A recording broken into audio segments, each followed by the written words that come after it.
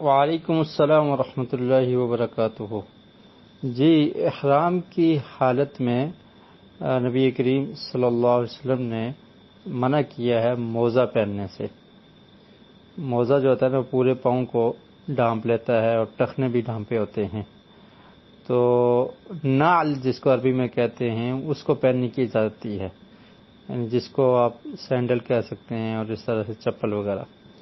تو چپل جو ہوتی ہے تو وہ عموماً آگے سے انگلیاں خالی ہوتی ہیں، درمیان میں کچھ کور ہوتی ہیں، اور پیچھے سے بھی کھلی ہوتی ہے، اور اگر پیچھے تھوڑی سی بندی بھی ہو تو تب بھی ٹھیک ہے۔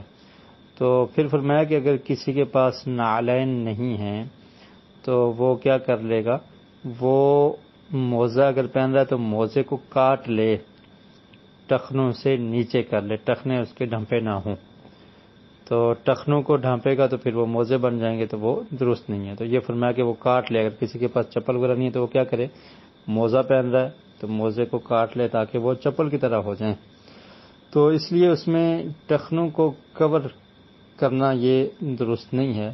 تو ایسا شوز پہننا جیسے یہ فوجی پہنتے ہیں کہ پورا وہ بھی موزے کی طرح ہوتا ہے، ٹخنوں سمیت آدھی ٹانگ کو بھی، یعنی تقریباً پنڈلی تک کو وہ ڈھانپ لیتا ہے، تو وہ درست نہیں ہے، یہ جائز نہیں ہے۔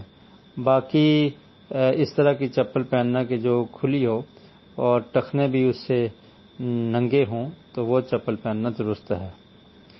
اور اسی طرح اس بات کی بھی علماء نے اجازت دی ہے کہ اگر کوئی ایسا جوتا انسان پہنتا ہے کہ جس سے ٹخنے نہیں ڈھانپے جا رہے تو وہ بھی جائز اور درست ہے۔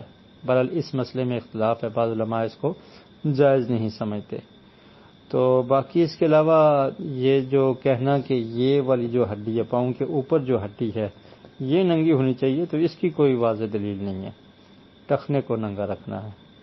واللہ اعلم بالصواب۔